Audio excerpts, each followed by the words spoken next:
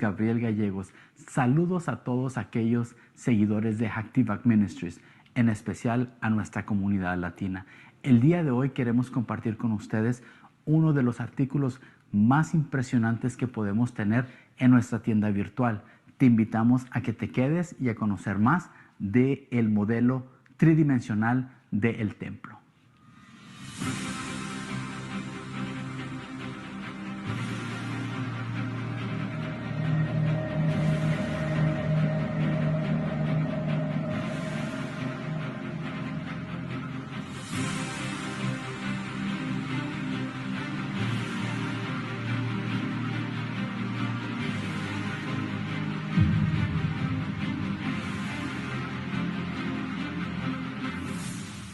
Les presento el nuevo modelo del templo. Una de las cosas adicionales que se han agregado en esta impresión es esta base donde está de una manera inclinada a 45 grados. ¿Para qué? Para que pueda enseñarse mejor a nuestra audiencia. O si usted, al igual que a mí, le gusta ponerlo de la manera tradicional y ponerlo en una superficie plana, pues también puedo hacerlo. De esta manera usted lo puede poner en su oficina o en su lugar de estudio o en su lugar de reunión. ¿Para qué? Para que la gente pueda admirar la gran maravilla de lo que se ha podido llegar a hacer.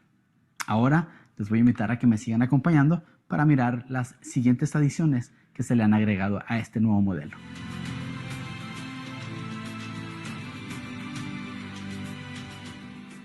Uno de los nuevos aspectos de este nuevo modelo tridimensional son los colores que se han añadido, como el color oro, el color blanco, un café y un café un poquito más claro.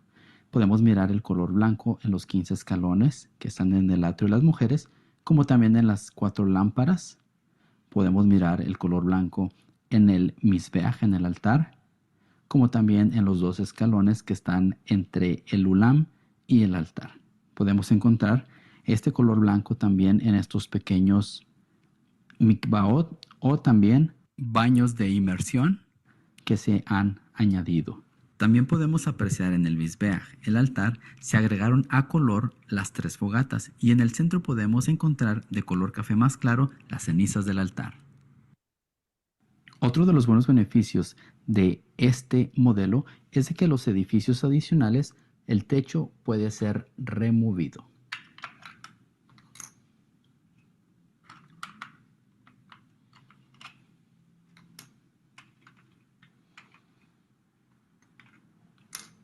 En el edificio sureste podemos mirar cómo el área donde el Sanedrín se reunía para hacer sus juicios, y también se ha agregado un color azul en donde está el lavacro, para así poder distinguir las diferentes áreas. Les agradecemos mucho a cada uno de ustedes, especialmente a la comunidad latina, por estarnos acompañando. Pueden ir a Jerusalem Temple Studies y buscar la opción tienda o store en inglés y luego buscar modelos del templo y ahí podrán obtener el suyo. Bendiciones y gracias por su apoyo. Shalom.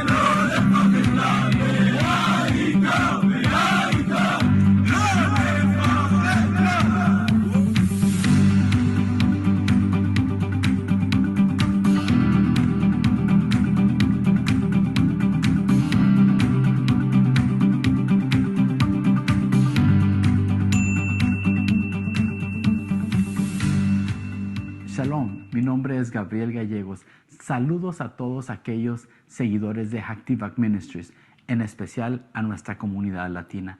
El día de hoy queremos compartir con ustedes uno de los artículos más impresionantes que podemos tener en nuestra tienda virtual. Te invitamos a que te quedes y a conocer más del modelo tridimensional del templo.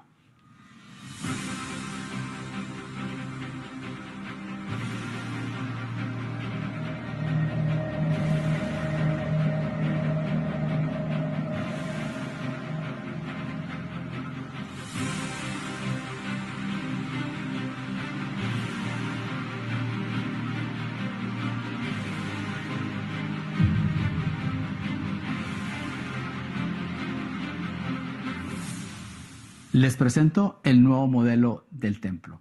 Una de las cosas adicionales que se han agregado en esta impresión es esta base donde está de una manera inclinada, 45 grados. ¿Para qué? Para que pueda enseñarse mejor a nuestra audiencia. O si usted, al igual que a mí, le gusta ponerlo de la manera tradicional y ponerlo en una superficie plana, pues también puedo hacerlo. De esta manera usted lo puede poner en su oficina o en su lugar de estudio o en su lugar de reunión. ¿Para qué? Para que la gente pueda admirar la gran maravilla de lo que se ha podido llegar a hacer.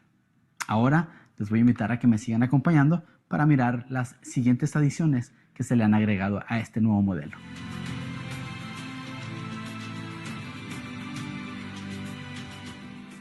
Uno de los nuevos aspectos de este nuevo modelo tridimensional son los colores que se han añadido, como el color oro, el color blanco, un café y un café un poquito más claro.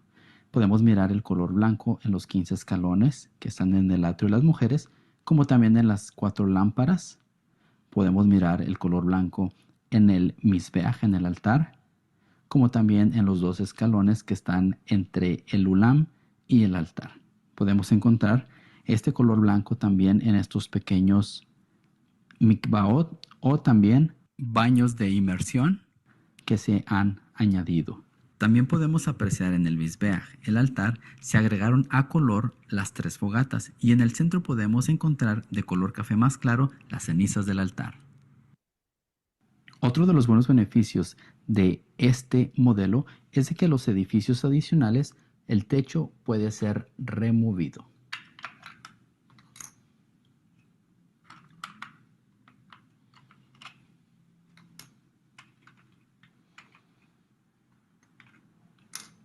En el edificio sureste podemos mirar cómo el área donde el Sanedrín se reunía para hacer sus juicios, y también se ha agregado un color azul en donde está el lavacro, para así poder distinguir las diferentes áreas.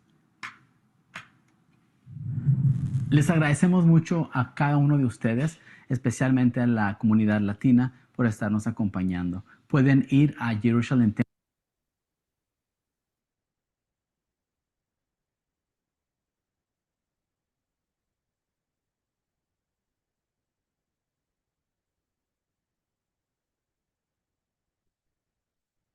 Shalom, everyone. We've got a number of announcements tonight before we start. Number one, we have several people that really need prayer. I spoke to Scott Cole yesterday, and Scott has Parkinson's disease, and it was on his left side. It has now progressed to his right side. They really need prayer. They have a new treatment that they're going to be going to Utah shortly, where they'll take his blood and then they do a stem cell by shooting it up his nose, and then with lasers they can direct it to the part of the brain that Parkinson's affects. Now, if you know Scott and Val, they're unique in their class. I mean, you fall in love with them the moment you meet them, and you never fall out. Okay, they're just fantastic people. So please, please be praying for them. It's been a hard road for them. since he got the Parkinson's. It took him almost a year to be able to diagnose what it was, but at the beginning of the summer, they did diagnose him with Parkinson's. Okay. Now, I got a text today from Justin Hutz, and he had to leave work. He had a seizure, and he has seizures frequently. He has leukemia. He has numbers of problems. So please be praying for him. And as you pray for him, his mother also had a stroke, and she is bedridden about 70 miles from their home. His father has cancer. I mean, the whole family has just multiple problems. So please be holding them up in prayer. Now, we've got our personal situation with two granddaughters pregnant, and both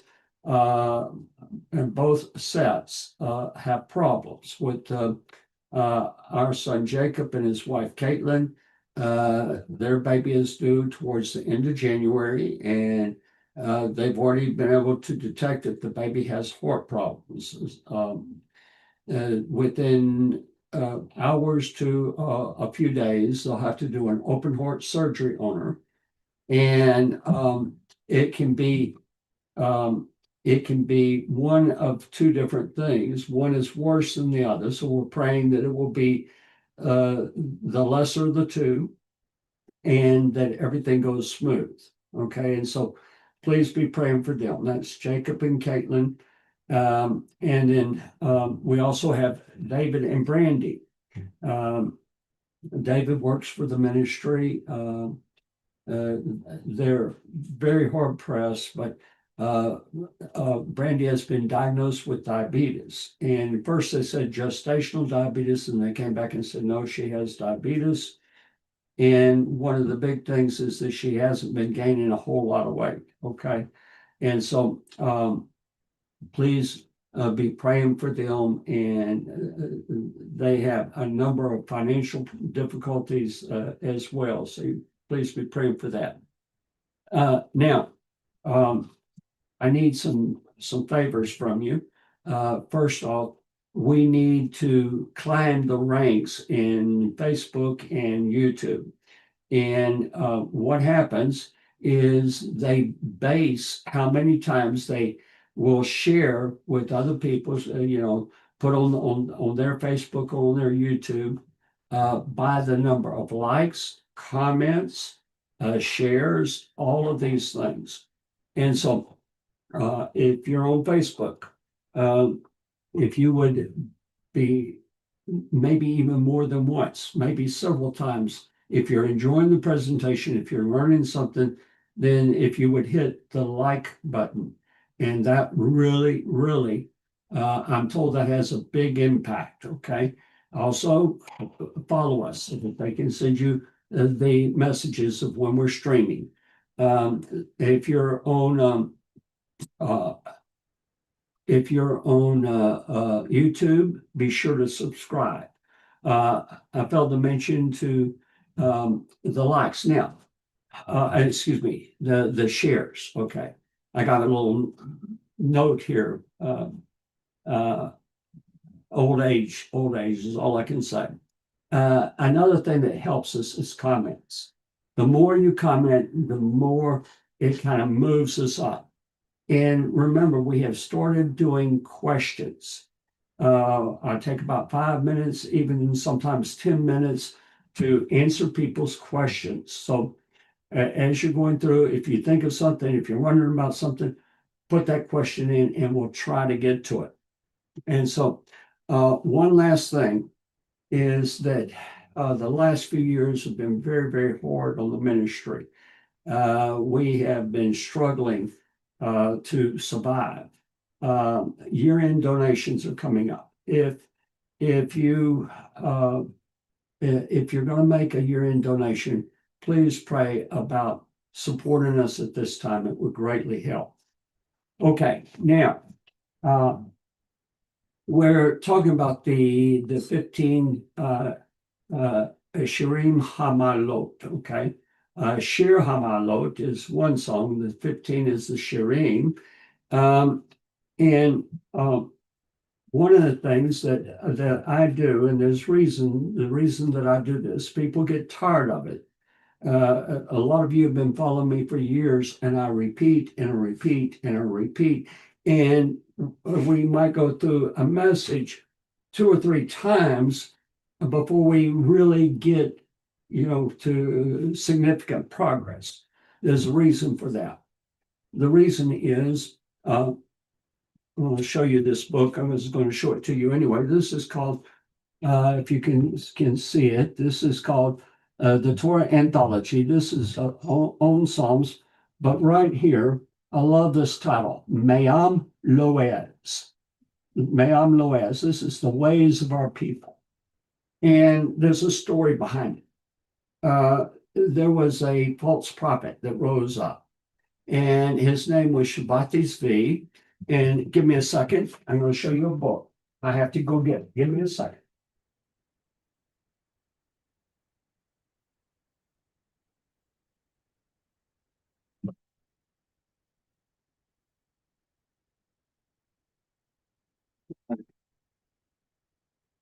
This is a book on Shabbat Zvi. And he was a false Messiah. He came along, and as you can see by his dress, this is back hundreds and hundreds of years ago.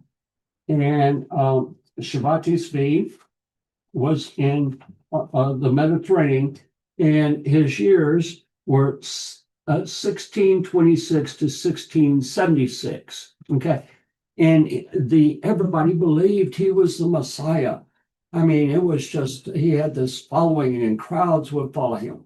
Well, at that same time, of course, Islam is in the Middle East, and they captured him. The Muslims captured him, and they gave him a choice: convert to Islam or we'll kill you.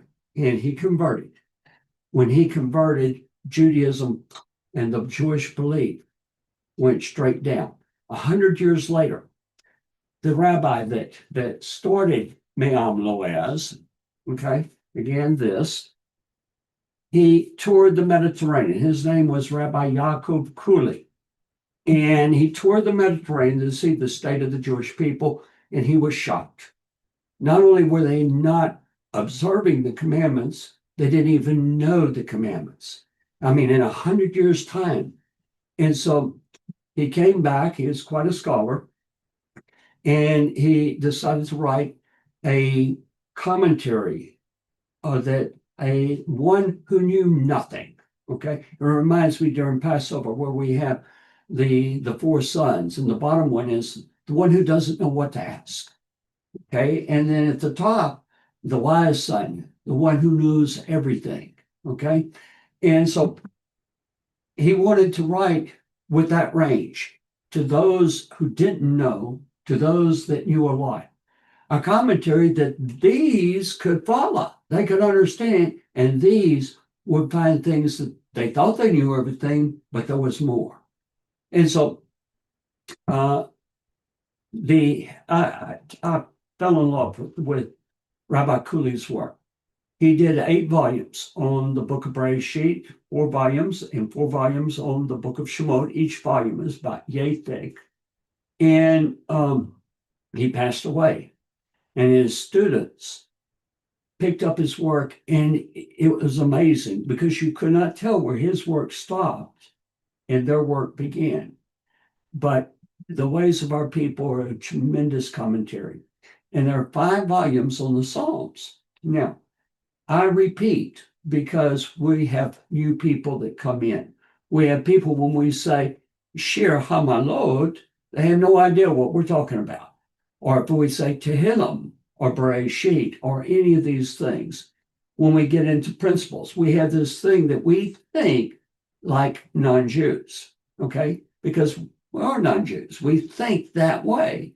And so to introduce Jewish thought and to introduce the concepts, the various things, so that when you read and when you pick up and you read the scripture, you start seeing things that you didn't even know were there. Okay. And that's why we go over, and we go over. And I'm saying this right now because we're about to go over territory, ground that we've already been through. I was given a book just a moment ago. I asked for prayer for Justin Hotz. I was talking to him about that. I call him every day, and he keeps me posted on what's happening in the world. And then I like to also check in on him because of all the medical problems and family problems that are going on. And so we were talking about, we frequently talk about Shir HaShirim, the Song of Songs, because he's writing a book on that. And but in addition, I'll go back and forth. They'll ask me, "What are you going to do in Havra?" And I go into that. And so I told him I was doing on Shir HaShirim, and I have some of the Rav Schwab books that's published by Art Scroll.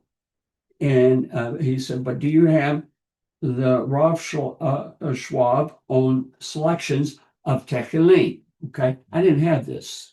So he purchased it and he mailed it to me. Fantastic book. Okay, so last week we let me give you the table of contents. I'm going to show you the table of contents because some of you might want to order this book, but it has the Shir Hamaalot. Okay, so actually it starts off with Psalm 104. Then it goes into the 15 Psalms of Ascent. And then it goes into the Halim. And then the Halim, okay, right here. And then it goes into Psalm 27. You might remember Psalm 27. We do, right, as we start Elul all the way through Yom Kippur. Okay, and so anyway, and the book came the other day, and so I started looking at it after I had taught last Tuesday, and I said, "Oh my goodness!" Now,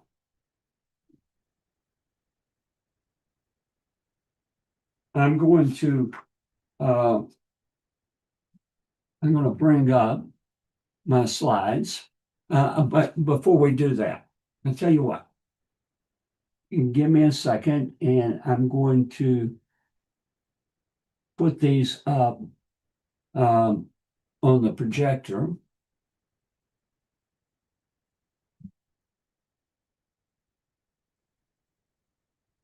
Let me see.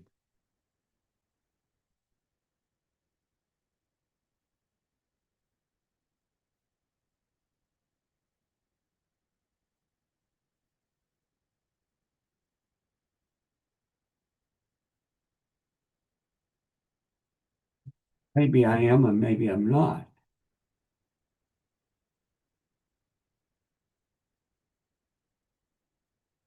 Well, I guess not. It's for some reason not detecting it. So we'll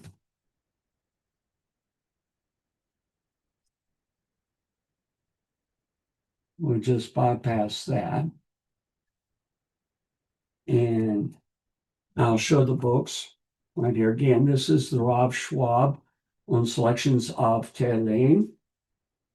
And before I had used Rav Schwab on prayer, okay? And that reminds me, I've got something that I want to show you, and I don't have the book here. Okay. Now, these are the Torah anthologies, and I'm not going to put all 5 of them up, but there are 5 on the book of Tehillim. Okay. And so I love the layout. And they'll give you a verse in Hebrew, then it's followed by the English, and then there's commentary below it. And some of these, for instance, I don't know what this is, but that's the introduction. Let me find one. All right. Here's Tehillim 8:4. Okay. Okay, so I want you to see how much commentary it gives. So it's going to go into a lot of the midrashim and so forth. Okay, and then it goes all the way to the next page. So let me put these to the side. Let me find a place to put them to the side. Okay, Now, this is from Art Scroll, and this is on Tehillim, and it is word by word. Okay, so it's an interlinear. So you have the Hebrew word, and below it you have the English. Okay, and there's a little bit of commentary below it. It's not extensive commentary. Then this is the Yad Avraham series, or the Art Scroll Tanakh series is what it is.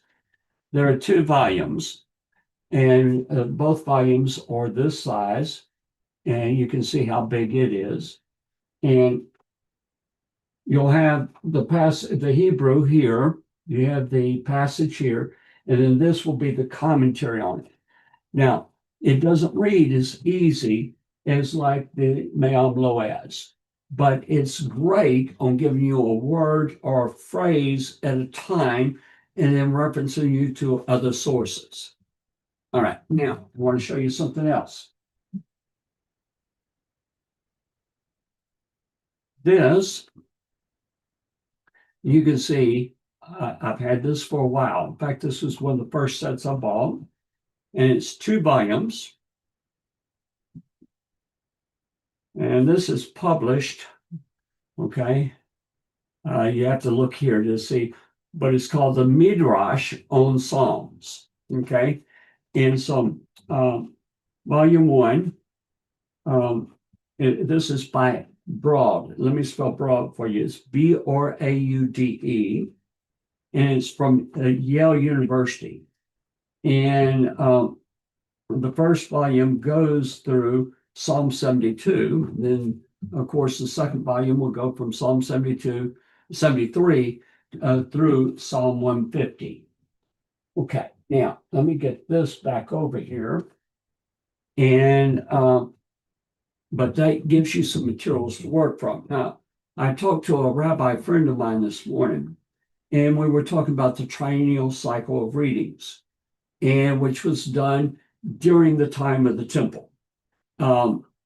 My personal opinion is that they did the triennial cycle as well as an annual cycle every 7th year, the annual cycle, but in the other, they'll go through a 3-year cycle at the start of the Shemitah, go through another 3-year cycle, and then they'll do an annual cycle reading through the Torah and the Haftarot.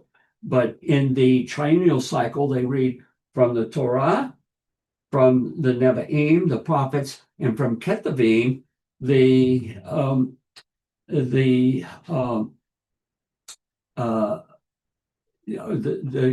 book of Psalms, as well as the other books within there.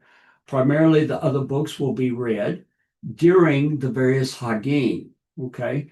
And so, at any rate, the question that I had to the rabbi was that when you read the psalm, okay, when you read the psalm and then you look at the midrash, or you're reading a portion and then you look at the midrash. Now remember, midrash is not literal. It is not something that literally happened, okay? But in the midrash is where you catch the intention of what is being done. It's kind of like, for instance, if we talk about Yeshua, he was an Aggadist type rabbi. He used Agadah, okay? Agadah means to tell a story. We have we call the Haggadah, comes from the word Agadah. And then in there, we have what is called Magid, okay? Magid is where we tell the story, okay? Magid comes from the same word, Agadah, okay? And that's the word in Hebrew for a preacher, okay? One that teaches through examples. And so the Midrashim, if you can see what the example is, then you get a insight into the thought that was seen by the teacher that he's conveying to his students. Okay. Now, the reading of Psalms, people like to pick up and read the Psalms, and they'll they'll find a psalm that when they're down, that it might apply. If they're sick, or they're praying for somebody that's sick, or they've got problems, it's like they're in some kind of spiritual warfare. They'll go through and try to to um, uh, to pick, a pick a psalm that fits the occasion. Okay, other people open the book of Psalms and they play basically a Psalms lottery by, okay, I'm going to read this psalm. Okay, and they'll go and maybe God's communicating them through leading them to a particular psalm, but one thing to realize is that there is a structure to the Psalms, and that structure has to deal with when was it sung, how was it sung, has to deal with who does the singing. I mean, there's all kinds of things, and then understanding the background of the psalm. But when we talk about the Shirim Hamaalot, that one of the things that very definitely these psalms of ascent had a place. They had a something that the people did 2,000 years ago, 3,000 years ago. They did these psalms as they were coming to the temple. They did these psalms as they ascended into the temple. They did these psalms at various ceremonies, in particular the festival of Sukkot. They did these psalms. What they might not have realized is that these are psalms that deal with redemption. Let me restate that. These are psalms that deal with the redemption. And so we want to see the whole thing. Now, one time years ago, I saw a version of Gilligan's Island, and they didn't have the laugh track in it. And my goodness, without the laugh track, it was amazing. It was like a different show, and there were things that were like awkward. Why did they say that? The laugh track, and it drives me crazy when they have one laugh track after a laugh track after a laugh track, that they're laughing at everything that is there. But if you can relate to Jack Benny was a master of the pause. He had this way of crossing his arms and then he looked. But you heard a laugh track, and you automatically, when you heard the laugh track, you were programmed to think something funny. Okay, and it made it entertaining. We have more.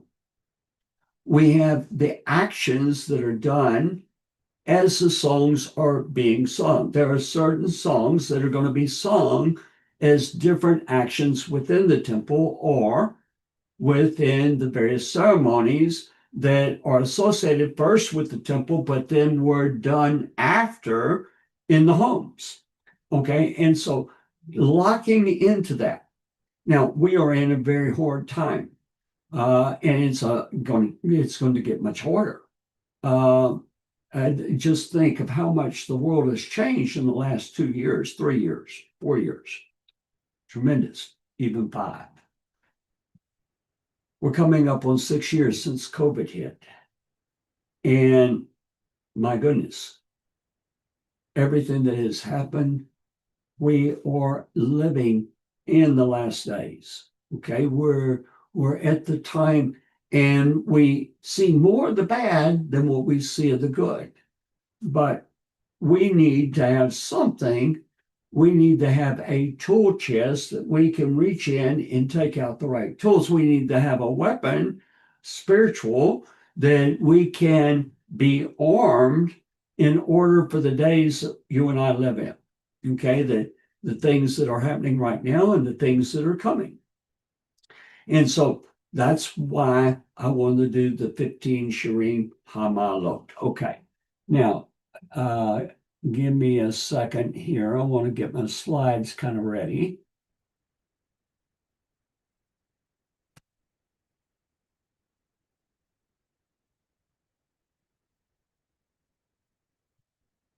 So there's going to be some repetition. But when I read what Rav Schwab had to say on the first psalm, it amazed me. In fact, my office is upstairs in my home, and our bedroom is downstairs. And I took the book down to Debbie and I said, I want you to read this, about 3 or 4 pages, and then tell me what you think. And I didn't tell her anything. And so she read it, and she said, wow. I'm not going to tell you what she said until we look at it, but we're going to go in here and look at, oh, wait a second.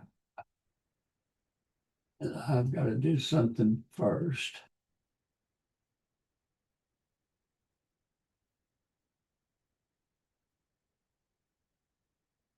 All right.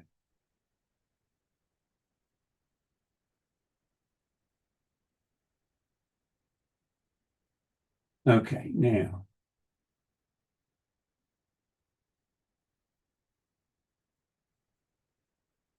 I forgot to.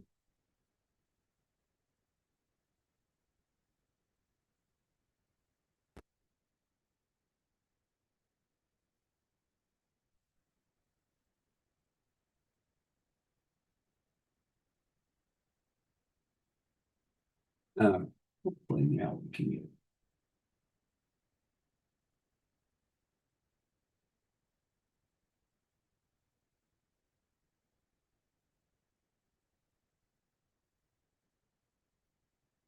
Okay. The 15 Shirim Hamaalot. Psalm 120 to 122. And last week we went to 120 and 121. We're going to go through 120 again with Rav Schwab's comments. And we're also going to do a 3-point look at the layout. Now, that might expand to 15 points, but right now it's at 3 because we're only covering 3 psalms. All right, so the Mishnah relates that the Simchat Beit HaShoevah celebrations in the Beit HaMikdash, the Levi'im would sing 15 psalms. This is chapters 120 to 135, accompanied by the musical instruments, while standing on the 15 steps that ascended from the Ezrat Nashim, that's the court of the women, to the Ezrat Israel. Thus, the opening words are Shir Hamaalot, Song of Ascents. In an Agadah, okay, so that's going to be your telling of a story. In the Gemara is the commentary of the Talmud on the Mishnah. There is a very esoteric reference to these psalms in connection with David's efforts to bring the water from the depths beneath the area of the Beit HaMikdash to the surface. He said, these 15 Shir Hamaalot, and succeeded in raising the water level high enough for use, but not so high that it would cause a flood. And it references you Sukkah 53a and b. Okay, that's going to be the Talmud Bavli for the complete narrative. The explanation of this highly esoteric piece of Agadah is beyond the scope of this work. All right, now I want to go back and just bring to mind in last week's teaching that we went through, we saw where part of the Midrash on the Psalms of Ascent was that David didn't build the temple. He wasn't allowed to build the temple. But in the Midrash, David filled the mount with water, and he brought the waters up from below to come up to be below the surface. And that is tied directly. So here, Rav Schwab is alluding to that we talked about last week. All right, we're going to go in, and this is going to get important as we go. Okay. So All right. Well, it was still night, two kohanim. All right. Now, what we're going to go to is I'm going to use, let me show this. This is a book. If you don't have it, you want to get it. Colorful Ceremonies of the Beit HaMikdash. Okay. And we're going in here to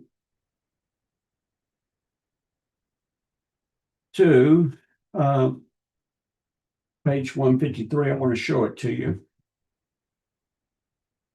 Okay, so the Shoiva celebrations. Okay, this is the Beit HaShoiva, and this is during the festival of Sukkot.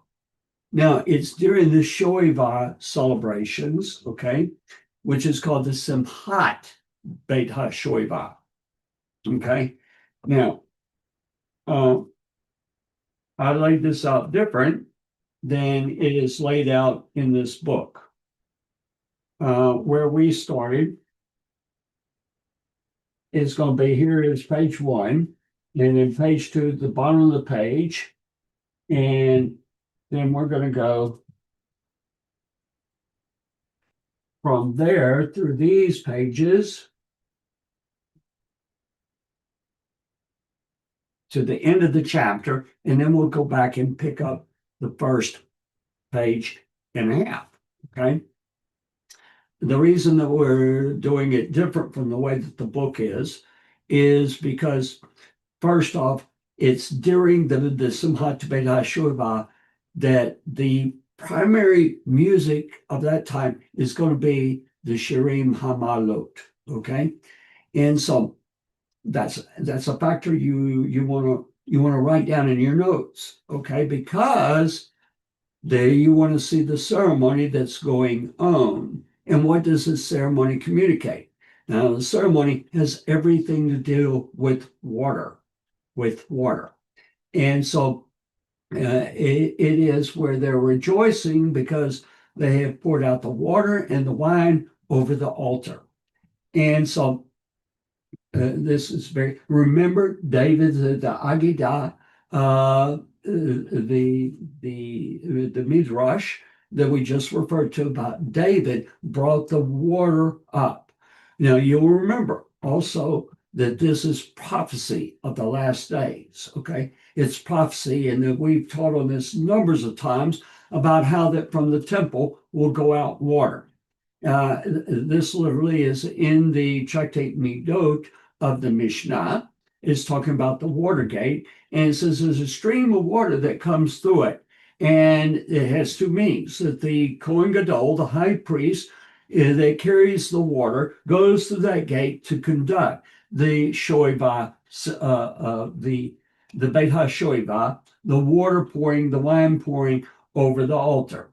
And so, but it speaks of, out of Ezekiel, how that water will come out from the temple and it will go down as a small stream, and then it becomes knee deep, it becomes waist deep, it becomes so high that a man can't cross it. And it goes, and wherever it goes, it brings healing. So I was thinking about this. It talks about in the book of Revelation about the trees growing up, and they're bearing all kinds of fruits on the side. And I was thinking about this today, and one of the things I began to wonder is, could it be speaking about the Jewish people? Could it be speaking about when the redemption comes, that wherever the Jews go, that the land will prosper? You say, that sounds far-fetched. You know, in the 1800s, the 1860s, 70s, 80s, somewhere around there, Mark Twain went to the Holy Land, and he wrote about the land of Israel, that it was so desolate, not even a chicken could survive there. But then in the 1890s, Jews started showing up in the land. And these were called the Hulutzim, okay, the pioneers. And they were walking out of Russia and Poland because of the pogroms. They were not religious Jews, they were secular Jews. And they came and they founded two types of communities. They founded the Moshav and they founded the kibbutz.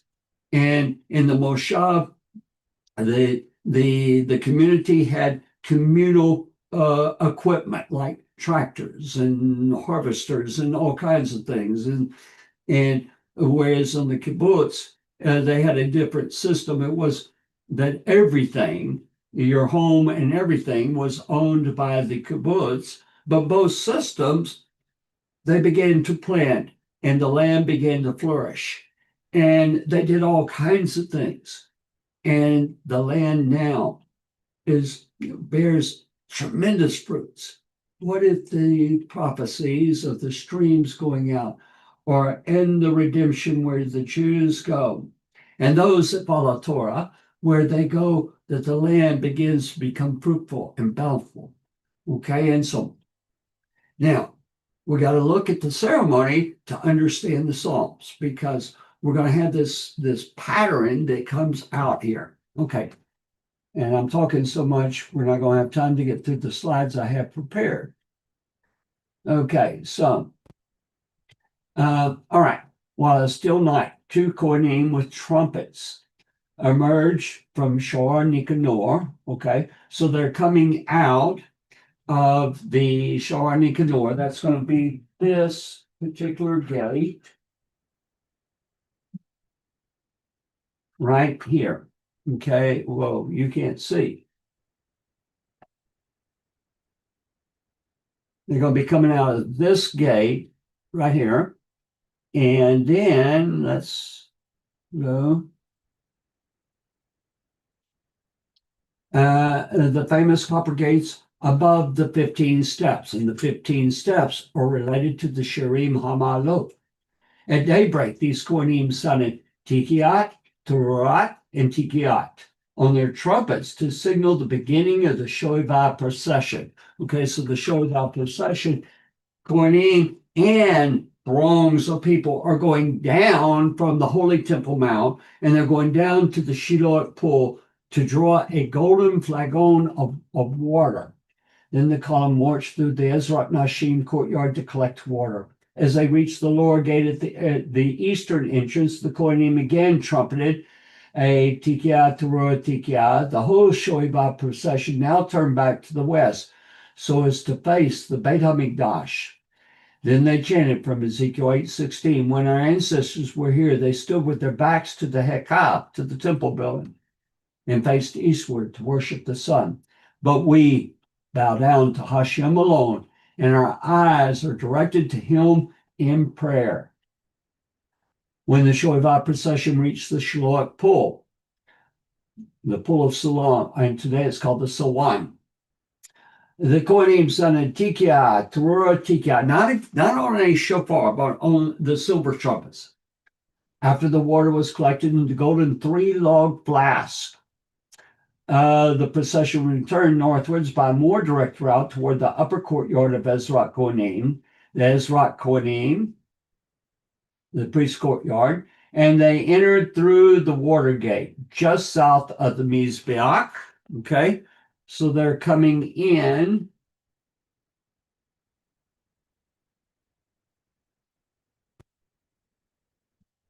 through this gate. Okay, that's the water gate. And you see, it's just south of the Mizbeach.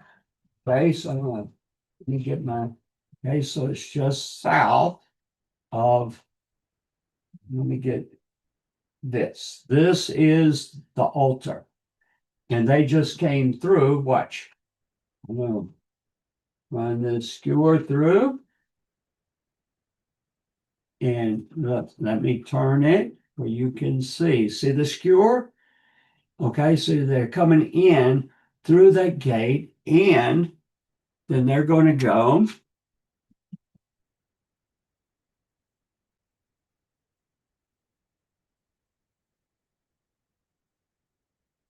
okay. They entered the water gate, the Shor HaMayim, just south of the Mizbeach, that has been specially opened for this occasion. With their trumpets, the two Kohanim then again blew Tikiah, Teruah, Tikiah. The water pouring ceremony itself was performed later that morning. It's going to be done in conjunction with the morning Tamid. at the same time as the Nusuk Hayain. Okay, that is the wine pouring. Remember that every day you have the two lambs, one in the morning, one in the afternoon, but during Sukkot, you have other animals that must be offered, but they have to pour it's with its wine libation. Okay. And it's a very interesting thing. And I'll show you where you can get the documentation on this, maybe.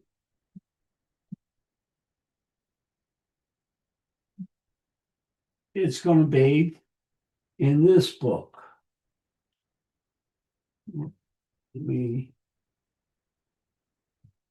All right. It's going to be in this book. This is from Art Scroll. And there is an encoded message in Numbers 19. And this will be, if you have the book, it's on page 60. Okay, it's going to be right up here in this paragraph. That there are 3 extra letters where it's talking about the pouring of the wine. Okay, and these letters, there's a mem in the first one, there's a yod in the second one, and there's a mem in the third one. Okay, and it's spread out. One's on the third day, one's on the 7th day, and one's on the first, one is on the third, and one's on the 7th, something like that. But it spells mayim, which is water. Okay. Okay. So now, all right. So the colorful wine pouring ceremony, which took place every day after the morning Tamid offering. Usually, Levaim sang the daily Shir Shel Yom, or the psalm for the day, and Kohanim blew the trumpets over the korban. On Sukkot, the Kohen holding the golden jug with shoiva water went up the kevish, the ramp. That's the ramp to the altar.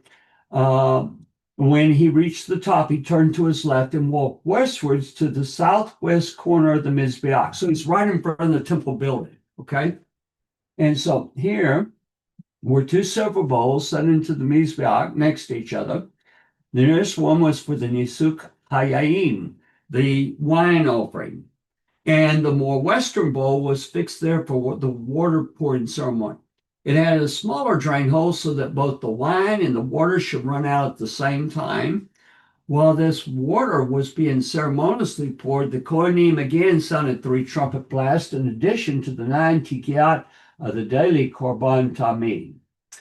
Since this water pouring ceremony was halakha leMoshe Sinai, in other words, part of the tradition handed down by Moshe at Sinai. I disagree with the statement. I believe that it was part of the Tavnit, the blueprint that was given to Moses in Exodus 25, verse 9. Okay. In other words, it wasn't a tradition. It was an instruction, because we're told you can't add anything to the Tavnit, nor may you take away from it. So it had to be there for them to be doing it. All right. So,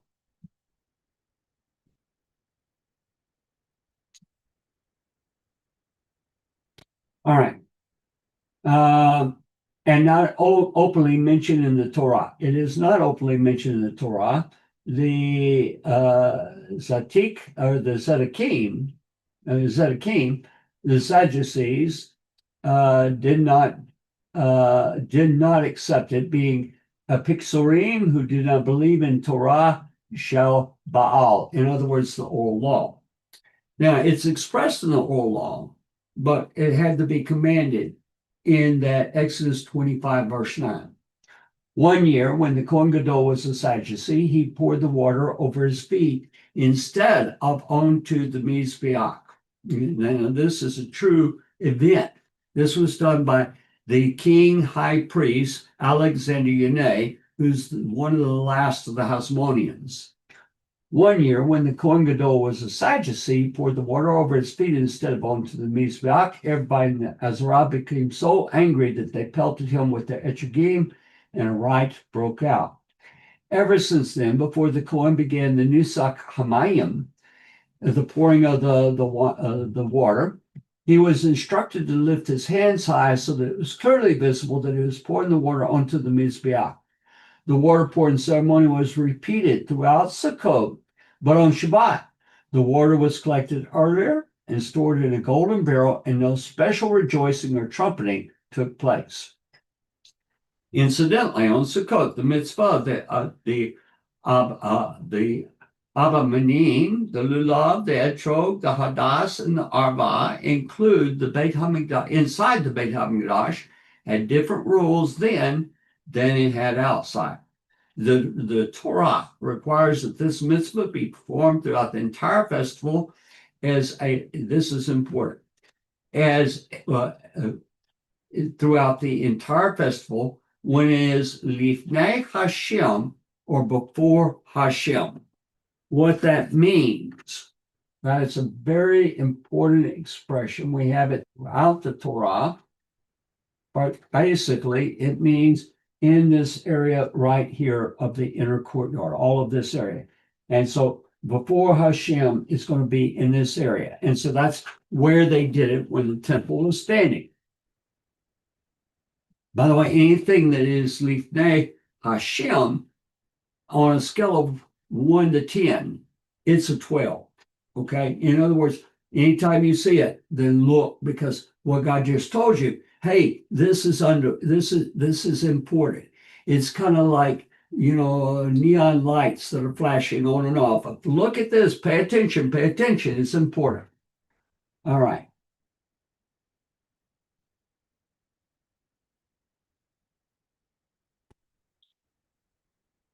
However, outside the Beit HaMikdash, the Arba Minim were taken B'Yom HaRishon only on the first day of Sukkot, even if that day happened to be a Shabbat. Even in the Beit HaMikdash, this mitzvah was not performed on Shabbat when it clashed with one of the later Yom Tov days because of restrictions midraben. That means that the sages. Nowadays, after the Mikdash's destruction, we never take the lulav and etrog on Shabbat, even if it clashes with the first day off. Also, we perform the mitzvah throughout the entire festival. It is a zeker la Mikdash in memory of temple practice. All right, let's go forward. Every day, everybody went around the Mizbeach once. This is called a hakafah, while holding their lulav and etrog. Now, only the Kohanim did that, okay? The writer is wrong here. Not everybody did that because only Kohanim are allowed to approach the altar. And they would chant, Ana Hashem Hoshiach Na, Ana Hashem Hatzlaka Na. However, on the 7th day of Sukkot, they went around the Mizbeach 7 times, which is why this day is still known as Hoshana Rabbah. It means the great salvation. The mitzvah the mitzvah of Hoshanot, the waving of the willow branch, which is halakha le Moshe mi Sinai, tradition from Sinai, was different than 2. I'm going to skip this part. Because we've got too much to go through.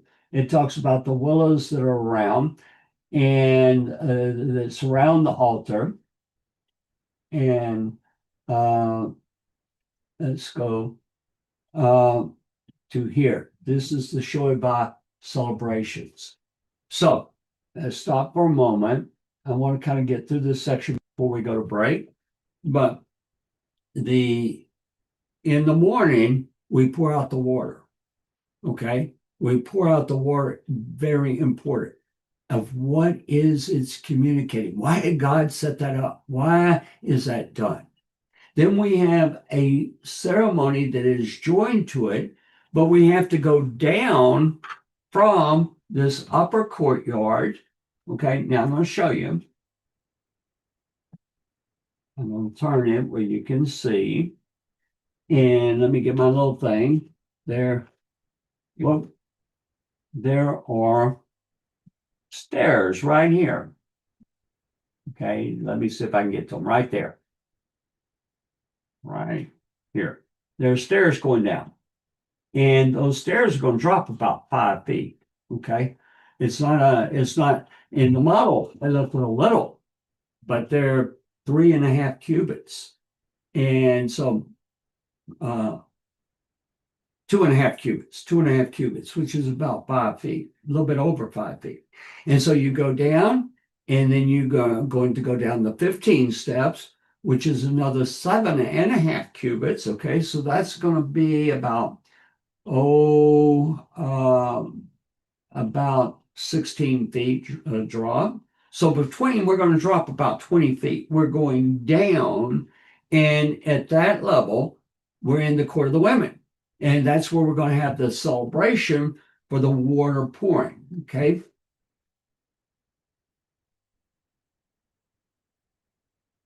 All right. The Yamim Tovim were, of course, joyful occasions when the Beit HaMikdash was still standing. Sukkot was an especially happy time because of the symbolic drawing of water. As the Mishnah tells us, those who do not see the Simchat Beit HaShoeva and never experience true Simcha or joy in their lifetime.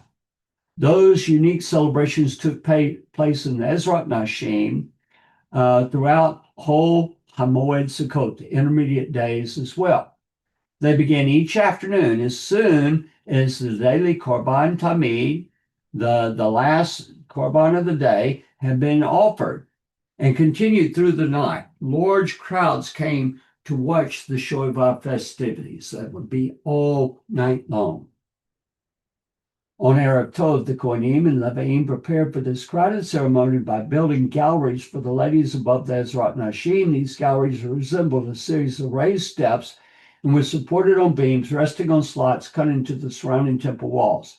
As night fell and the first day Yom Tov was over, the celebrations began. Huge golden oil lamps, each with 4 large bowls, were set up around the walls of the Beit HaMikdash at a height of 50 cubits.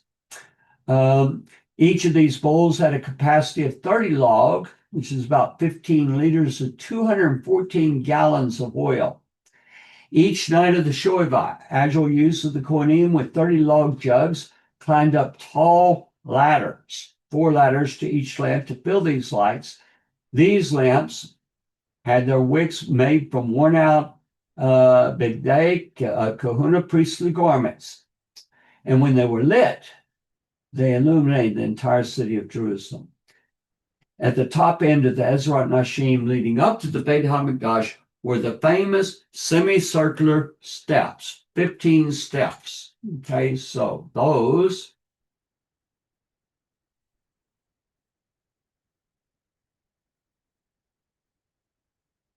are these steps right here. Now they're gigantic.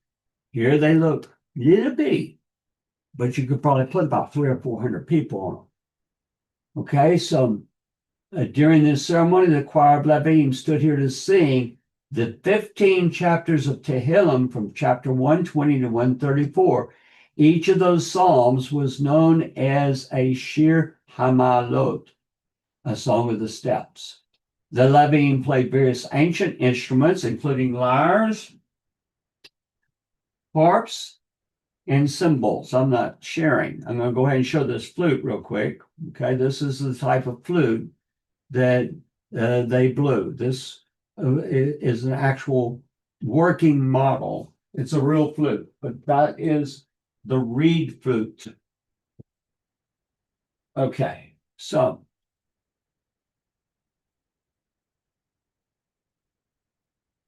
I'm going to push ahead. I know that. All right. Not just anybody would sing, dance, or entertain the Lord. The huge crowds at Simchat Beit HaShoeva, only the leaders of the generation, members of the Sanhedrin, the heads of the yeshivot, the oldest and greatest of the sages, and the holiest of Hasidim, most righteous, took part. They would clap, stamp, dance, juggle, burning torches, or even perform acrobatics while singing songs of praise. These glorious celebrations continued throughout the night until the Shoivah ceremony began the next morning with the procession. All right, we're going to stop here. When we come back, we're going to go into the comments that were made about the first song. And I think that it'll hit you between the eyes like it hit me.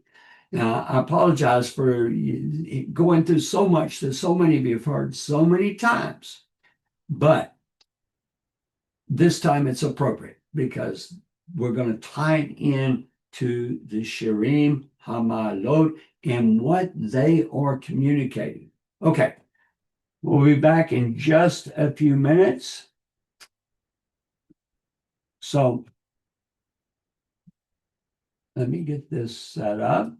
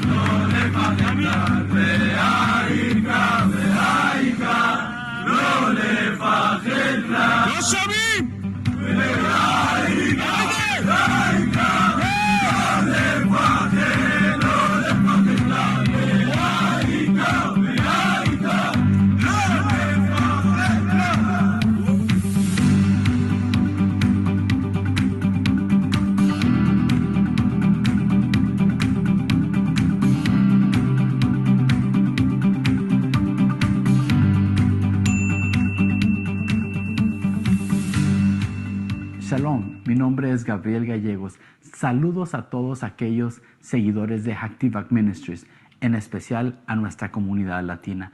El día de hoy queremos compartir con ustedes uno de los artículos más impresionantes que podemos tener en nuestra tienda virtual. Te invitamos a que te quedes y a conocer más del modelo tridimensional del templo.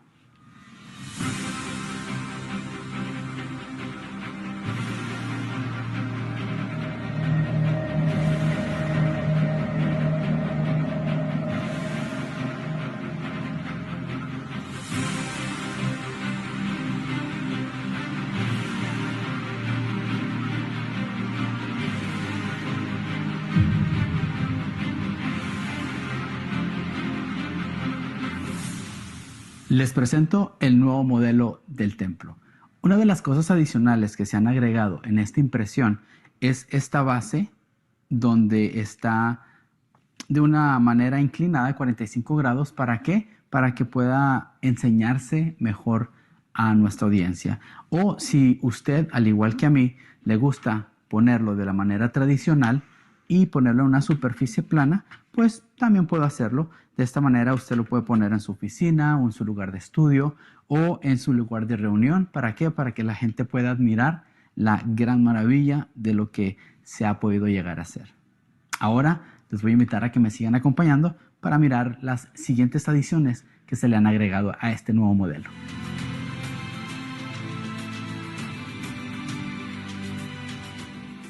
Uno de los nuevos aspectos de este nuevo modelo tridimensional son los colores que se han añadido, como el color oro, el color blanco, un café y un café un poquito más claro. Podemos mirar el color blanco en los 15 escalones que están en el atrio de las mujeres, como también en las 4 lámparas. Podemos mirar el color blanco en el misbeach, en el altar, como también en los 2 escalones que están entre el ulam y el altar. Podemos encontrar este color blanco también en estos pequeños mikvaot o también baños de inmersión que se han añadido. También podemos apreciar en el misbeach, el altar, se agregaron a color las 3 fogatas y en el centro podemos encontrar de color café más claro las cenizas del altar. Otro de los buenos beneficios de este modelo es de que los edificios adicionales, el techo puede ser removido.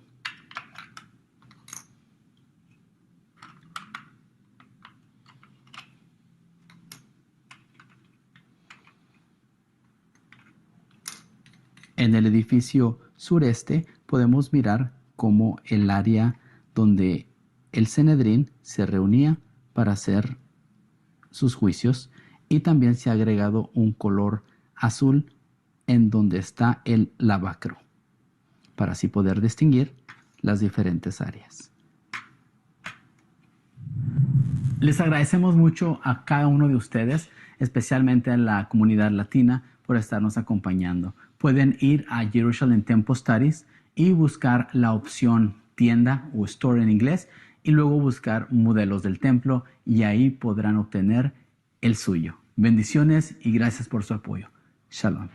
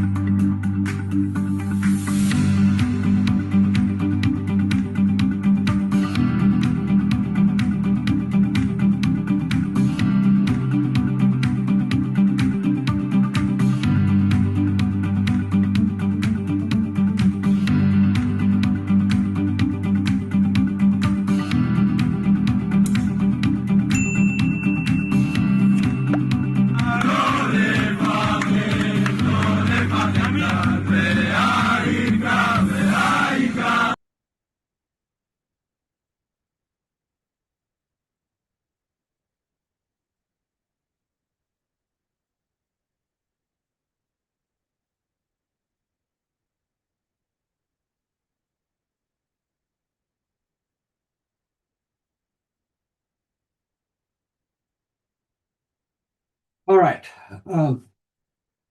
We're going to go back in just a moment. Let me make my announcements one more time. Let me get to my little list of announcements to do that. Okay. Don't forget to like if you are liking it. I promise you what we're going to hit next is going to, I think, blow you away. Also to share, to follow us on Facebook and on YouTube. You need to subscribe, make comments. The more comments you make, the more it helps us, as well as hitting that like button. It just takes a click, one click, and it does it. But that is will be a huge help to us. Okay. The also questions. I understand some questions are coming in, and we'll cut it off enough time to be able to address some of those questions. Be praying for Scott Cole. He's got Parkinson's and he needs some prayer. But Justin Hotz had a seizure today, so please be praying for him. Pray for David and Brandy's baby, and Brandy, and pray for Jacob and Caitlin's baby, and be praying for both of them. And again, let me mention, if you're making a year-end donation, consider making one to the ministry. Okay, we're going to get right back into it. And oh, wait.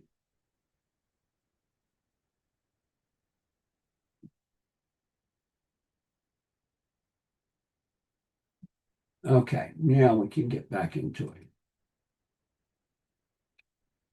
Okay, now this is from Rav Schwab, and this is the book. I'll just hold it up. You can see in the little corner, Rav Schwab on selections of Tehillim. Okay, and explaining the central theme of these 15 Psalms, we should follow Ibn Ezra and Radak and view them as expressing the Jewish nation's yearning for the Geulah. The Geulah means the redemption. Rob S.R. Hirsch, Samson Raphael Hirsch, views them similarly. Now, Rob Hirsch was in the 1800s out of Germany, great commentator. These 15 Shir Hamaalot represent the Jewish people's prayers and yearnings to raise themselves spiritually from the depths of their galut. The galut is the diaspora situation to the spiritual heights that will exist at the time of the Geulah, the redemption. The context of these psalms bear out this understanding, as we shall learn. Now, I put this in. Step one, a world of lies and deceit causing fear, the great eras of anti-Semitism. Now, I could have listed many, many more. I started with the Spanish Inquisition because that is relative recent history. Okay, that was in the 1500s. The pogroms that were in Russia, in Poland, in the 19th century, the Holocaust, and then today. Okay, so this is Psalm 120, and we told him this last week. I'm just going to read it real fast, but I want to get to what he said about it. A song of ascents to Hashem did I call whenever trouble came upon me, and he answered me. Hashem, save my soul from lying lips, from the tongue of the falsehood. What can he give you? What can it add to you? Deceitful tongue, the eras of the mighty one are sharp, together with hot coals. Woe is to me, if only I had lived among the Meshech. Okay, the Meshech is going to be spoken of in Ezekiel 38. It's in Breshit. It's either 10 or 11. Had dwelt among the tents of Kedar. Kedar means the black tents, the Bedouins. More than enough has my soul dwelled among the haters of peace. I am peace, even if I speak out, but they are for warfare. All right, give me a moment to just get up here.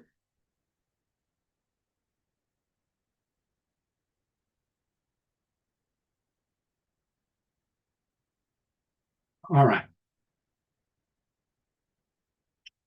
This describes Israel in Galut, in diaspora, throughout the ages, saying, the first thing I did when calamity threatened was to call out the Hashem for salvation. And indeed, he did answer me. I always survived all efforts to destroy me as a nation. In this psalm, the focus is on a particular insidious form of danger that has threatened the Jewish people throughout the ages, lying and deceit. Now, as I read this, every line, I want you to think of everything you're seeing on the news. I want you to think of what is happening in Israel, what's happening in the United States, what's taking place throughout Europe. We have an invasion. We have an Islamic invasion. And, I live in Texas, and we have signs on our roads say, don't mess with Texas. Well, I can tell you, the Muslims are trying. The Muslims have a concern with what's going on in Minnesota. Oh, my goodness. And Michigan and New York City. And the list could go on and on and on. The acts of violence. We've had deaths, several. We've had synagogues that have been attacked. We've had intimidation of Jewish students all over the place. We have anti-Semitism that's not just coming from the Muslims. It's coming from the Senate. It's coming from Congress. It's coming from newscasters. It comes from the podcast. It comes from everything. Every corner is coming from the pulpits of Christianity. So but these words I'm going to read you, this message was done over 50 years ago. None of our current events were taking place then. So why, if it's talking about the situation it'd be at the time of the songs of ascent, at the time of the redemption, why does it start with this one? All right.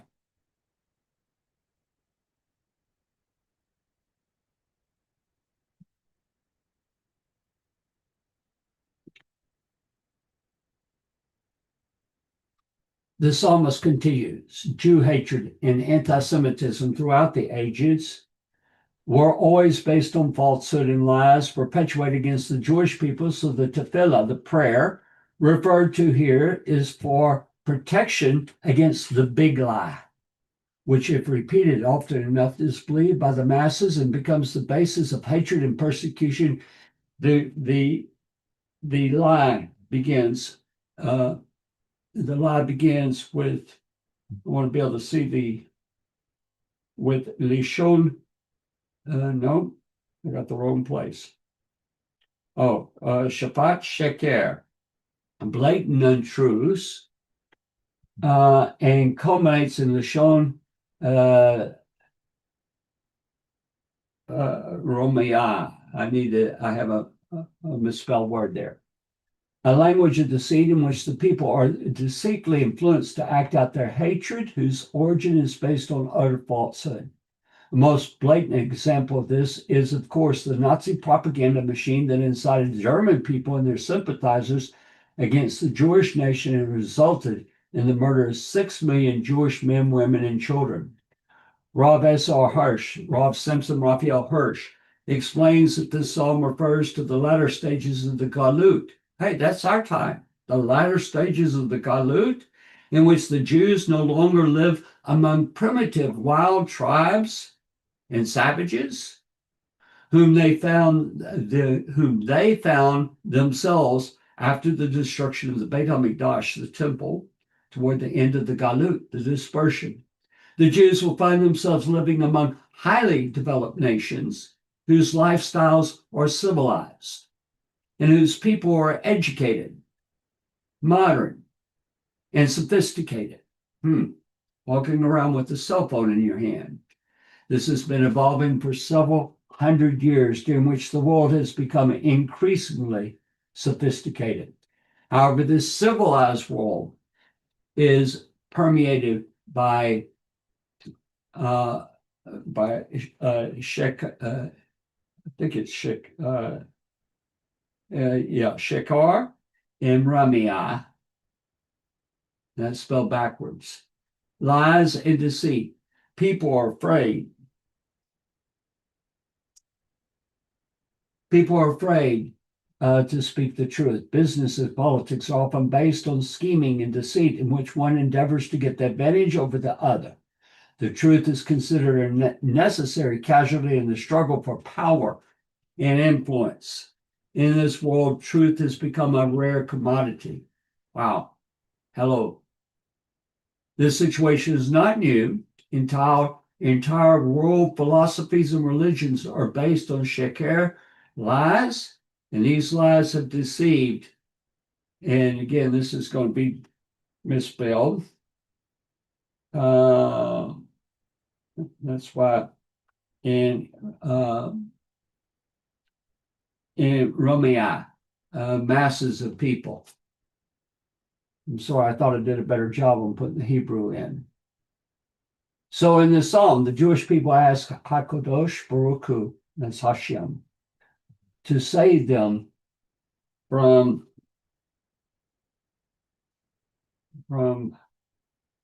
let me find the word.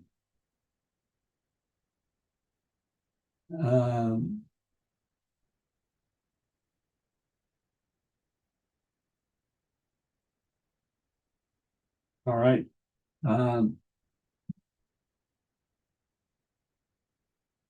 Let's see. I'm sorry, people.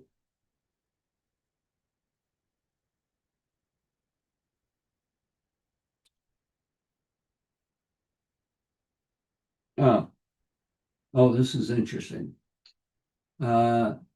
This should be a resh. That's why I couldn't read it. It's the word Zaratha. Okay. Now let me stop.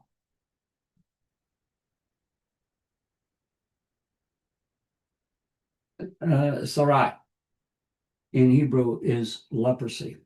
Okay. And so basically, what it's talking about is that it's become a disease. It's become a disease and it has impurity, but it's based upon lies and deceit. That's the bottom line of what the psalm deals with. A world where lies and deceit and hatred of the Jews is rising up among the people. The danger of influence of sheker and Ramiah. I promise you, people, I went in and did this psalm by psalm, but when I put it with the background, it changed it. Threatens our way of life is based on Torah Emet, the Torah whose word is the absolute truth. Now, I apologize. I've got to get a book. I want to show you something. And I didn't let you see that. Let me go back to it. Okay. All right. The danger of influence of Sheker and Ramiah threatens our way of life that is based on Torah Emet. Okay. The truth of Torah. Okay. I want to show you something from the Siddur.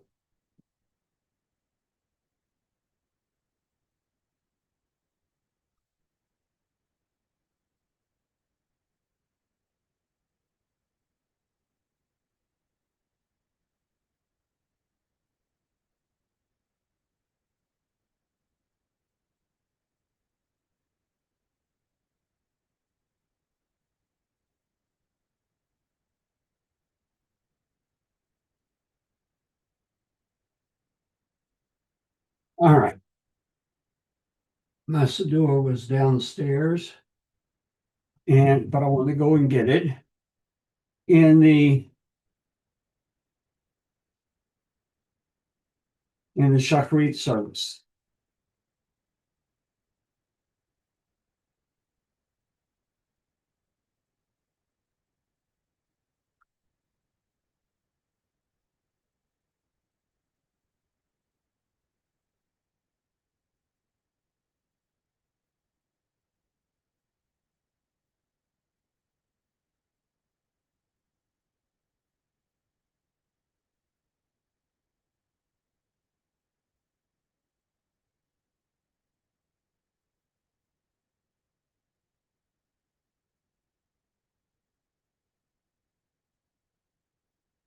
Get there in a moment. All right.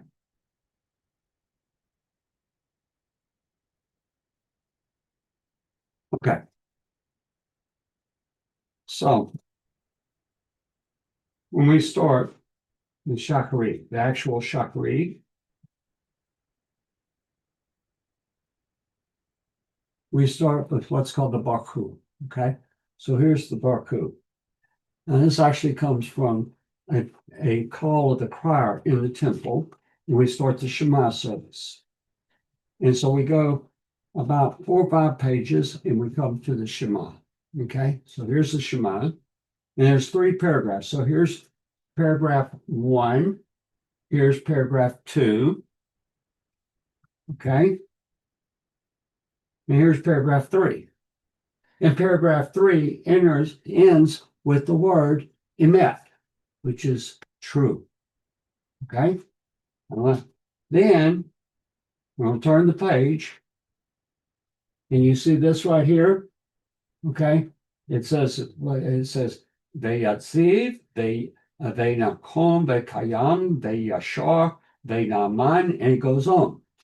It says, and firm, and established, and enduring, and right, and faithful, and beloved, and cherished, and delightful, and pleasant, and awesome, and mighty, and perfect, and accepted, and good, and beautiful. Oh, and it says, it goes on, it says, is this faith for us forever?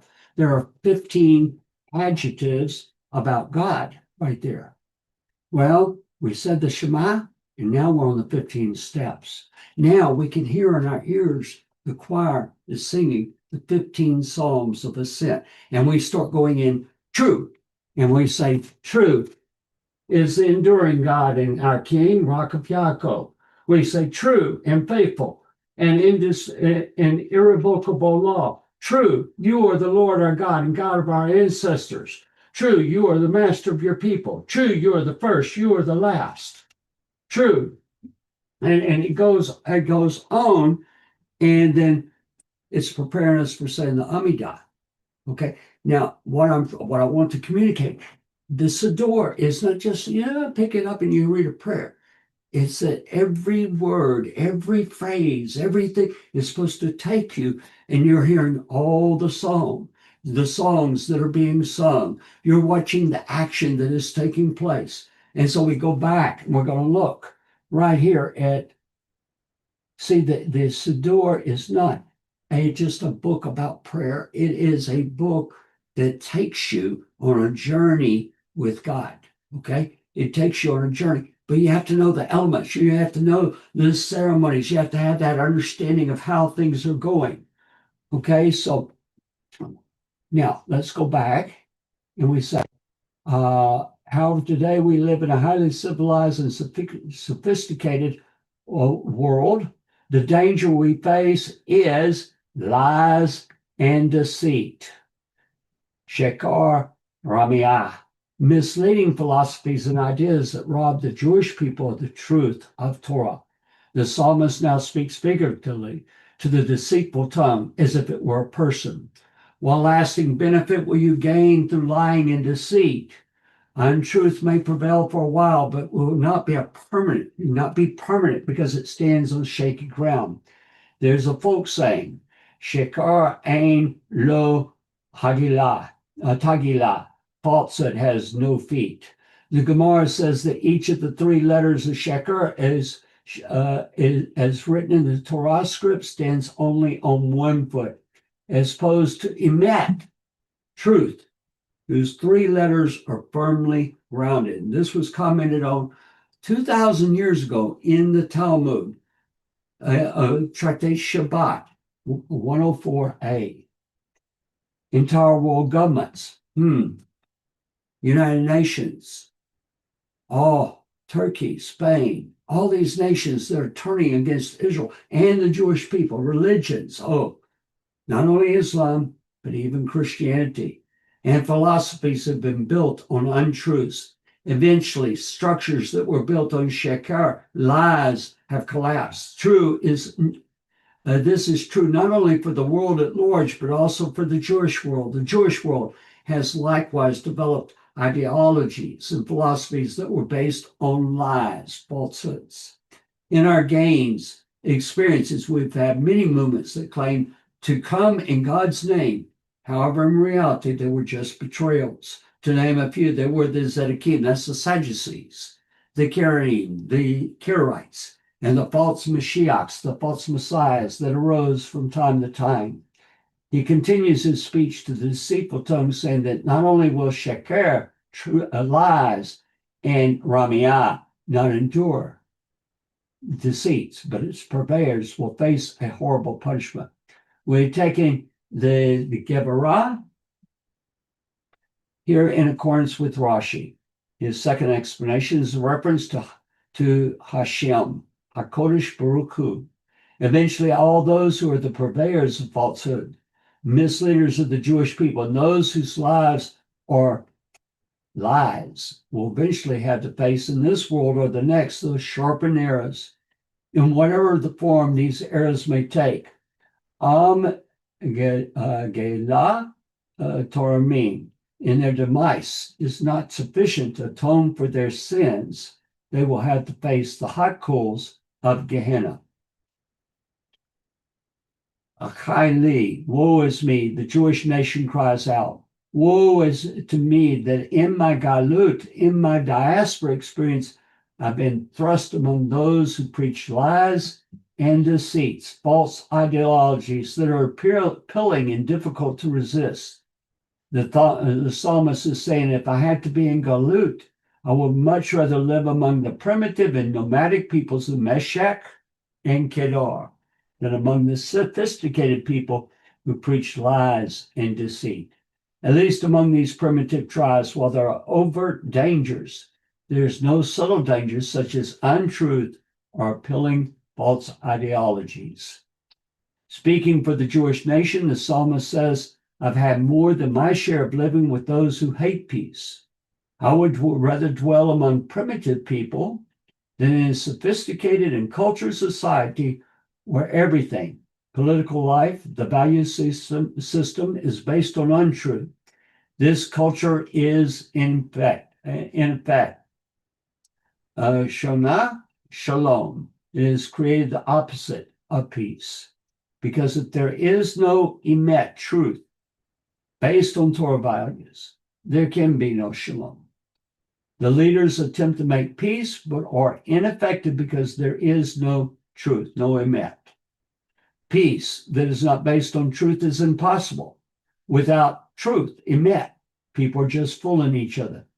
The Navi, the prophet, Zechariah, prophesied about the Gula, about the diaspora, about our day, when he saw it as a time when they hamat, they ha-emet, they ha-shalom, they havo. The people will love truth and peace. The ultimate shalom of the Gola, the diaspora will be based on the truth of the Torah and all it stands for. When I tell the truth, when I speak words of emet, truth, it may be inconvenient for my enemies to hear, but my intention is to bring about peace. When an ish emet, a man of truth, tells the truth, he does not do so to fight. Rather, he is shalom, he personifies peace. Hama, halama, but they are for warfare. Those who misconstrue my words, who consider them merely provocations, who don't believe that I need shalom, that my ultimate goal is peace, are motivated by hatred and the desire for war. In summary, this first Shir Hamaalot, which sings about the Jewish people's aspiration rising from the Galut, ascending into the world of the Geulah, the redemption, focuses on Zartat, a specific form of trouble that is not usually recognized as Sarah, as a Sarah, the danger of living in a world of Sheker, of lies. There can be no world of Shalom unless it is based on Emet, on truth. The psalmist sees the Sheker as being pervasive, both in society's political structure and in the people's interpersonal relationships. He sees the people being dishonest with one another, saying one thing and meaning another. Okay, so Shabbat, Sheker, lies, and Lishon, Harabiyah, okay, and deceit, words of deceit. Similarly, the Nabi, the prophet, Yirmiyahu, Jeremiah, warning of looming disaster, chastises his people for living amid deceit. People will be outwardly friendly to one another, but in their hearts they harbor jealousy and hatred. To give us a lot of food for thought, much of history has been built on sheker, lies, that has been debunked. For example, every high school student today knows that ancient paganism and idol worship and much of the philosophies of Socrates and others were a lot of nonsense. I think that's changed. Now what they know, now what they hear is from the river to the sea, how that Israel are colonizers, that it is an evil society, that it is a society that is shocking how many people are calling for the death of the Jewish people. I mean, it's just off the charts. And the kids believe the lies because it's been programmed into their schools. It's in the games they play. It's in the podcasts that they listen to, that they're addicted to. And so we've lost our children for the most part. We've lost our communities. We've lost our politicians. We're in the time of the end of the Galut. And that's where the Psalms of Ascent start in our day, in our time. In summary, this psalm is an expression of the Jewish yearning for the Geulah, for the redemption. This yearning is not only to be rid once and for all of the dangers posed by our enemies, but we yearn for the Geulah, the redemption, so that HaKadosh Baruch Hu, Hashem, may redeem us from the ocean of lies in which we live and bring us into a world of truth and shalom in all aspects of our lives, both the philosophical, political, and the personal.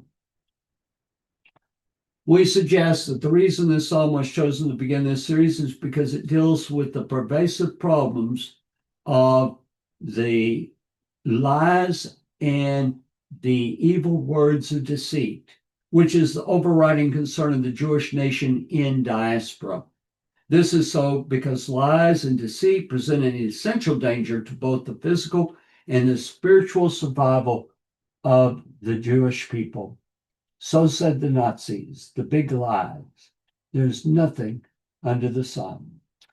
So let me go back to step 1 over here.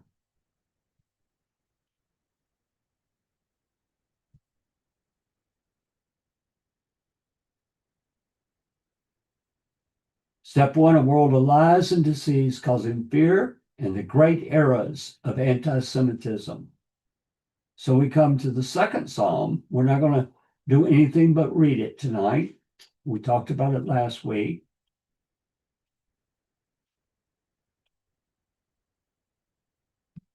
The massive Aliyah and the spiritual awakening in Israel return as Israel returns as a nation to Torah. You've heard about it. The war in Gaza. The war in Gaza, we started hearing that they could not produce enough tzitzit for all the secular Jews that were wanting to wear tzitzit. People that lived totally secular lives couldn't say the Kiddush, started lighting candles for Shabbat. Soldiers, they started going home to their families, and their parents were saying, "What's happening with you?" And they saw, "Let me tell you what I saw in Gaza. The missile attacks. I have videos of people saying that has to be God. Secular Jews, when they see all these missiles coming from Iran, and no one except one Muslim gets killed. It's the hand of God. The spiritual odyssey of the hostages, the stories of the hostages, keeping Shabbat in a tunnel. You don't have candles. You don't have challah. You don't have nice things to set out and clean clothes to put on. You don't have joyous songs to sing. And yet the hostages come back and they're telling the story of how they found God in the tunnels. That's what the second psalm of the Shirim Hamaalot is about. Rising anti-Semitism in the world. Here's the psalm. And we see the rise in anti-Semitism everywhere. A Hamaalot poem, or a song of ascent. I will lift up my eyes to the hills. From whence comes my help? My help comes from the Lord, who has made heaven and earth. He will not suffer thy foot to be moved. He who keeps thee will not slumber. Behold, he who keeps Israel shall neither slumber nor sleep. The Lord is my keeper. The Lord is thy shade upon thy right hand. The sun will not smite thee by day, nor the moon by night. The Lord shall preserve thee from all evil. He shall preserve thy soul. The Lord shall preserve thy going out and thy coming in from this time forth and forevermore. So we come to step 3, Psalm 122. The Jewish right to pray on the Temple Mount, leading to the people, realizing we need the temple. Right now, Edgar Ramos is in Jerusalem. He's been there for about a week. He has door after door after door opening, and they are taking him in, rabbis, Levites that are part of the singers, craftsmen that are making items for the temple. He's documenting it. And so when I say doors, he visited with a man that is making doors for the temple. He filmed it. He talked with him. He interviewed him. He met with a professor that's specializing in bringing back the ketoret, the incense, and women that are making the parokhet, the veils for the temple, the priestly garments. He's been with the Kohen that Rabbi Kahani that he is the number one candidate for being the Kohen Hagadol. Not only was he with him,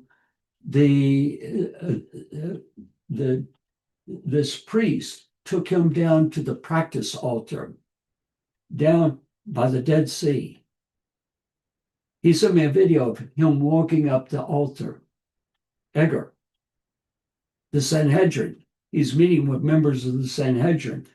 All over, there are things that are happening towards preparing for the temple, because this third psalm of the songs of ascent goes into you are in the temple. You are part of the movement.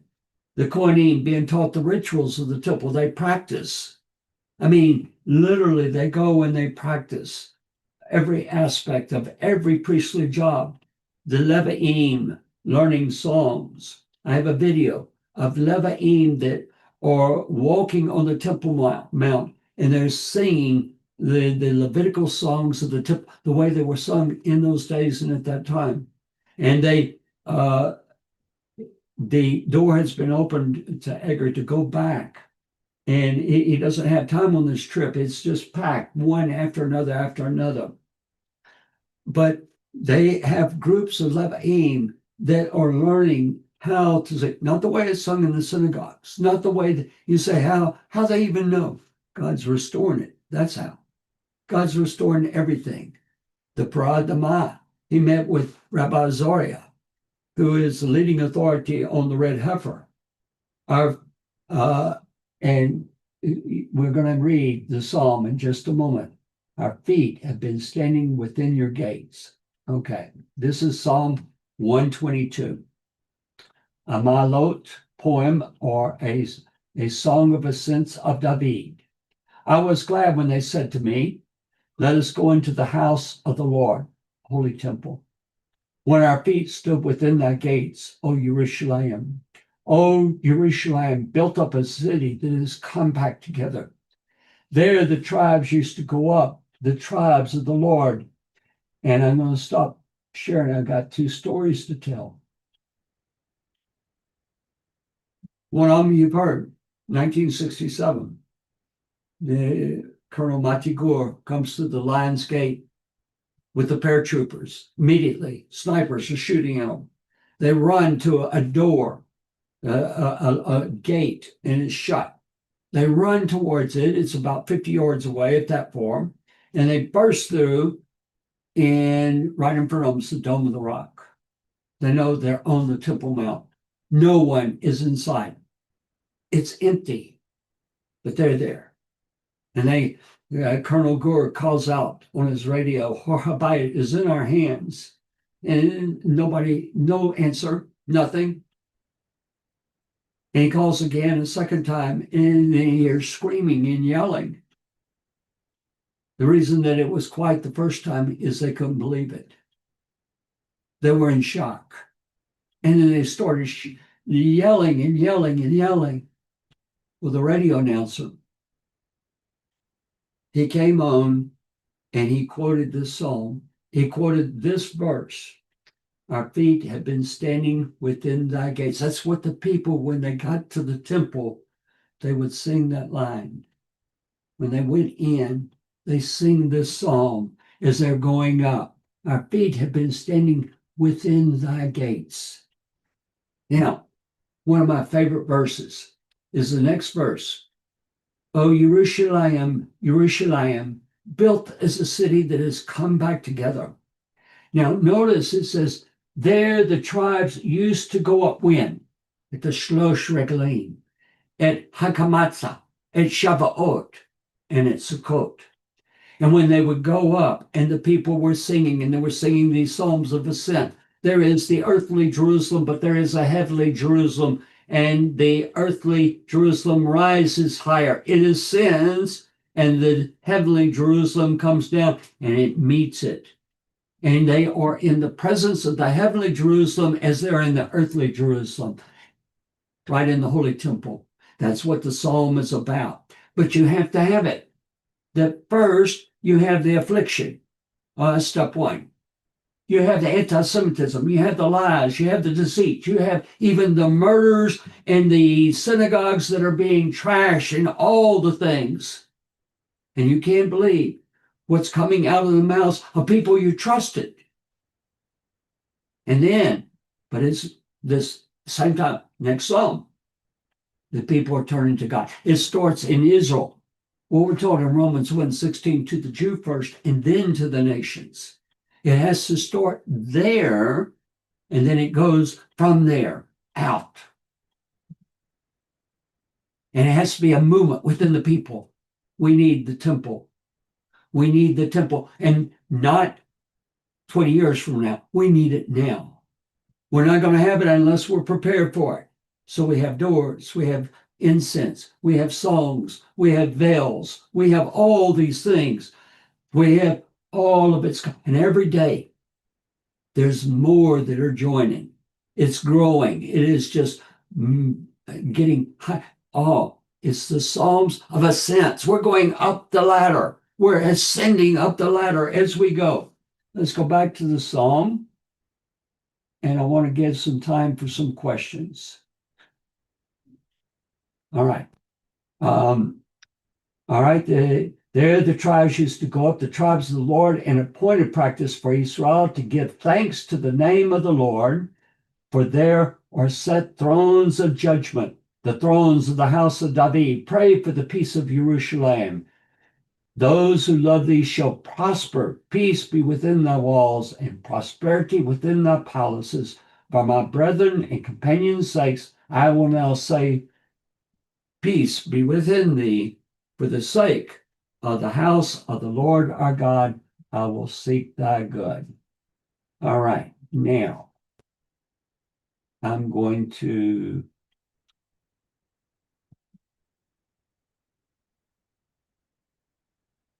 see if I can get to the questions. All right.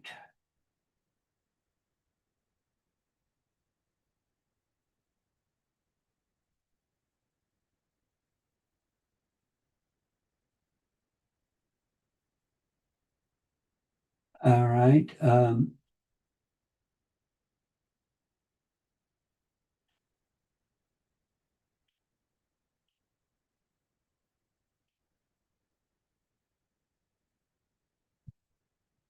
Okay. There's a way to ask, how do you get us on YouTube? Okay. I think it's Joe Good Hatikva or Joseph Good Hatikva. It's one of the two. And Betty, I look forward to seeing you here every week. Okay. Let's see. Yes. Again, help us by hitting like, share, and commenting. Okay, are they going to keep Edgar there? They're wanting to.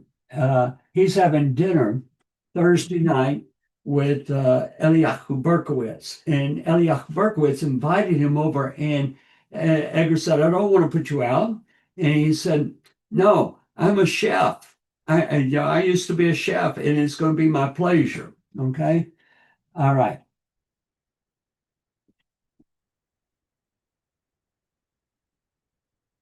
Yes, New York City is really contributing towards Aliyah. Niagara says, I'm afraid I'm getting the Jerusalem syndrome. All right. Would a Jewish male convert be required to undergo second circumcision to satisfy rabbinic halakha and pass soreg? Okay. What is done? When you go through when you make a conversion, for a male, they are going to draw a drop of blood, okay? And that's all that's required, and it has to be witnessed, okay? So they'll draw a drop of blood from the male penis, and that is basically the circumcision.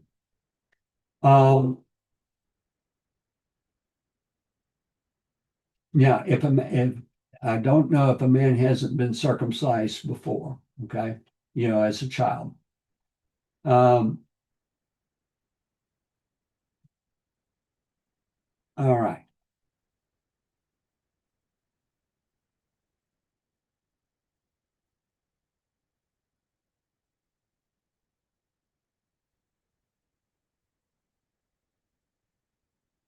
Okay, I got lots of shaloms. I'm glad to see those. Let's see. Um, I've read both concerning Hakafah. Hakafah means the circuits around the altar, and it's done in the synagogue around the interior of the synagogue. Thanks for confirming only Kohanim performed it in the temple. That's because they're circling the altar and you cannot. There is a death penalty for anyone who approaches the altar that is not a Kohen. Okay.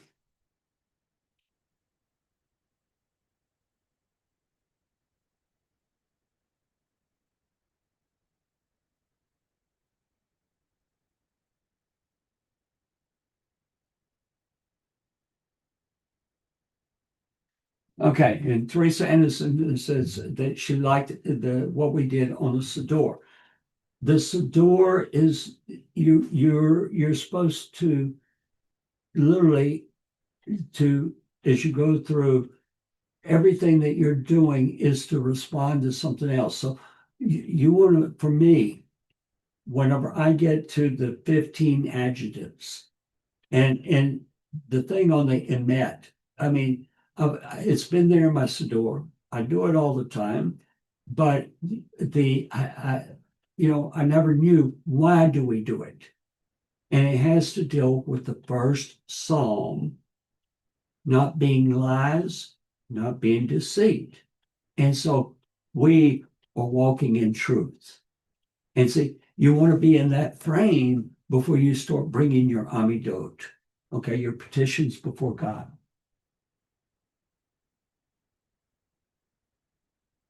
Okay.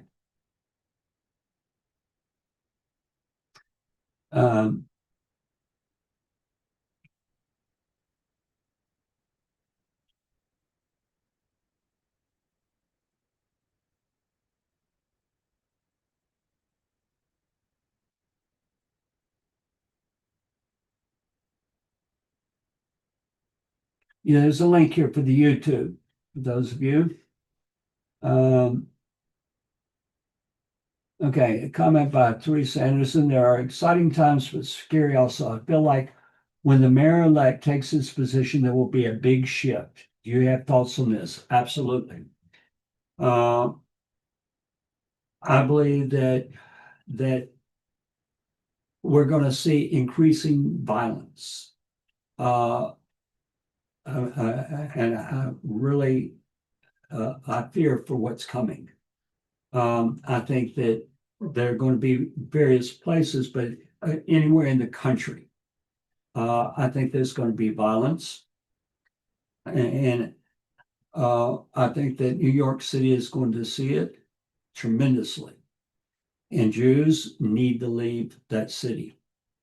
They need to, frankly, it's time now for Jews to head back home, not to Miami, okay? Not to Dallas, Texas. You're just jumping out of the frying pan into the fire, okay? And so, but I'm afraid that the violence is going to get more than what we think. And I think what will accompany it is we're going to see more and more politicians ignoring it, giving excuses for it, even supporting it. We're going to see massive, massive rallies against the Jewish people. What we saw last year on the demonstrations in the schools, I think it will be much worse. And it's going to increasingly get worse. And you think, oh, well, I live in a community, it's coming everywhere. That's what happened in Germany, in Austria. That's what happened with the pogroms. That's what happened with the Spanish Inquisition. We think it never happened here. It is already happening here, but it will be much worse. And so that's why I want to go to the Shirim, Hamaalot, the Psalms of Ascent, because we need to, number one, understand the redemption process. But number two, we need to be able to apply it. We need to be able to apply the instruction that God gives us so that we are not caught in blindness, and we have ears that can hear, and we know the correct things. So it doesn't mean that we might not be hurt in all that's going to happen, but we'll know that God is with us. Okay? All right.